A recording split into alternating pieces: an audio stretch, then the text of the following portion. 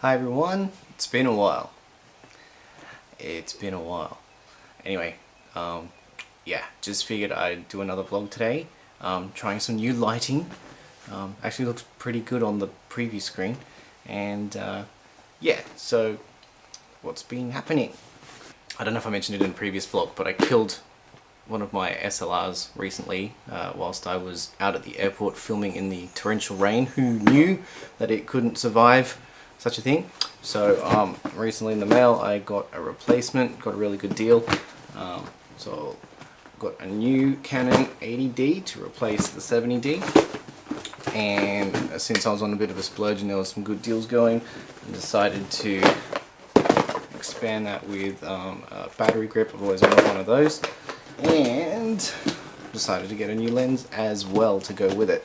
So in fact I got two new lenses, since the 80D came with a 18 to 135mm lens, which I haven't used yet. So here it is, all kitted up. What a good looking beast of a camera that one is. Yeah, so have used the body and the grip, and that's been good. I just haven't used this lens just yet, but apparently it should be a pretty good versatile lens with the 18mm to 135 range.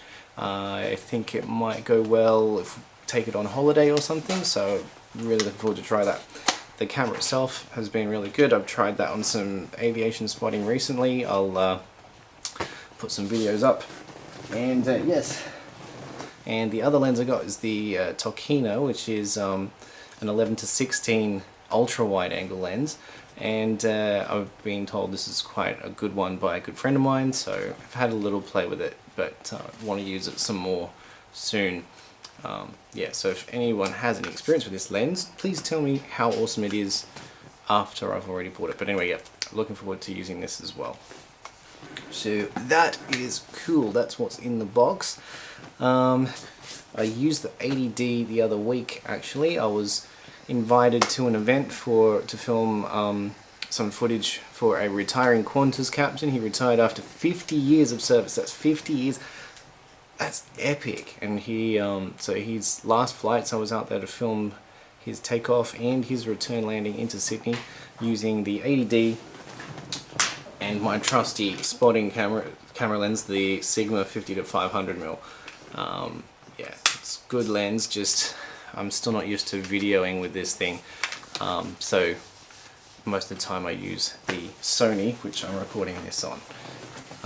Yeah, but anyway, that was a good experience too. Lots of aviation stuff, as you know, I'm really into it. And that brings me into what I want to talk about in today's vlog actually. Last week Qantas surprised us all with a new branding, new livery, new font, everything. And when I say surprised, I'm usually across all of this stuff, or my aviation friends are, and we didn't know. Like, we had no idea that this was coming. So well done to Qantas for that. Usually there's leaks. In 2007 when they released their new identity, then we all knew about it. So yeah, well done, props on that. What tipped us off was one of their aircraft had gone to America for a repaint, and we were just expecting some sort of special scheme, a retro livery or something, but when it came in, it was obvious it wasn't that, and that there was changes afoot. The CEO introduced the new branding a year ahead of them getting their new 787s next year. Yeah, so anyway, of course, and as one Graham Hutchinson, whose username is 16right on Twitter, as he said, whenever Qantas does something, there's always controversy, and there definitely was this time around. And instantly with this new brand, people were picking it apart. Waste of money, waste of time, didn't need it, all that kind of stuff. So I'm going to go into that a bit. Now, when the new livery came out in 2007, that livery had been in place since 1984. It had gone through a few iterations, but that livery had been in place for a long time. 2007 update was great, streamlined the roo, gave it a big foot, and actually that was one of the biggest complaints, was that the Kangaroo just had a massive foot. You know, they stylized the font, modernized it, everything. But it was a good livery. fast forward to 2016, 9 years after that livery's been introduced, we're seeing an update. It does seem a little quick.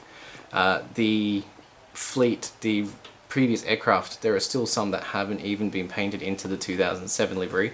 The first plane to wear it jumped that scheme, and there's a few others that will do the same. So what's new? Well, the Kangaroo's changed again. It's been streamlined, as they say, and the front paws have noticeably gone missing. I guess they're more tucked in as it's flying along on the tail of the aircraft. So the paws have gone missing. There's a silver highlight to its tail, all that kind of stuff. The head's changed, things like that. Doesn't look too different to the old one. And I was out at the airport on Saturday. You can't tell the difference amongst the other roos. It just looks the same from a distance. Between the red and the white breakup on the tail, there's now a silver swish, if you like.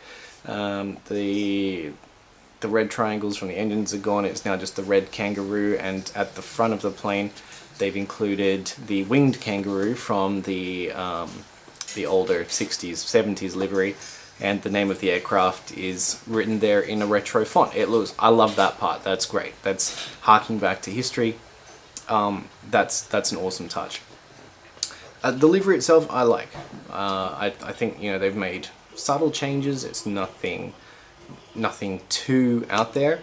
It's not too different, and this is where the public get divided. They're like, oh, there's not enough of a change. Well, but if they made a bigger change, I can bet there'd be uproar about that too. And then people are like, I could have designed a better livery myself. Well, go into a design agency and you know, pursue your dream and get that Qantas contract. Maybe you can design the next livery. I mean, people will complain. Haters gonna hate. The other big change, obviously, is the font. They've gone. Qantas has had an italicized font since the 70s. It's gone through different iterations, but it's always been italicized. For 2016, they've gone for just a straight plain font. And some posts I've seen have wondered whether this will stand the test of time. I have a feeling it won't. I have a feeling it's a font that will date very quickly. One YouTube commenter on my video that I posted about it even noticed that the Q isn't as doesn't stand out as much now, so it actually looks like Oantas, you know, O-A-A-N-T-A-S. It's a valid point. The font is quite different. But yeah, it's massive on the side of the planes, and they've printed it on the belly of the planes too, which is something that a lot of the other airlines have been doing for a few years. I'm surprised it's taken Qantas, or an Australian airline for that matter, this long to do that underbelly branding, so that's a good thing. I think my main issue with the new livery is in changing the font, they changed the font for the tagline Spirit of Australia as well, and it just looks really narrow on the aircraft, and the spacing it just doesn't look quite right. The way it was done before, it just worked quite well, but now I don't know. It'll be interesting to see it rolled out across the other aircraft in the fleet and how it works on them. Certainly the larger planes, the A380s, apparently some are due for a repaint soon, and Qantas have said that they will have the entire fleet. Now I don't know how many planes are in the fleet, but the entire fleet will be repainted by 2020. Bear in mind that the last livery came in 2007 and they hadn't repainted them all by 2016. That's a big ask, but it'll be good. 2020 is Qantas's centenary, so they'll be 100 years old at that point, so it will be nice to have everyone looking the same and everyone on the same page. So yes, but anyway, for the new identity, I like it. I'm not one of those who's gonna get all up in arms and say, you know, why did they change things? You know, I'm all for change as long as it's, you know, there's a meaning behind it. They have explained that they're ushering in the 787s, and they think that's their next evolution for the company, so new identities on board. And I guess the days are gone where you can have the same livery for 10, 20, or in the case of the old American livery, 40 plus years for the same identity. You know, yeah, it's just the world we live in. Things change, and you got to get with it. So anyway, that's today's rant. really, and just trying out, seeing if this works. I'm getting a bit of a shadow on this side of the face, so this whole lighting thing I'm going to keep working on, but yeah. Next vlog we'll see what else has come along that I can talk about and present to you. Yeah, we'll see how we go. I'm still quite close in this frame too, so I don't know how I'm going to do some of these other videos. I want to show you things. It'll be a bit further back from the camera. Anyway, thanks everyone for watching, and see you later.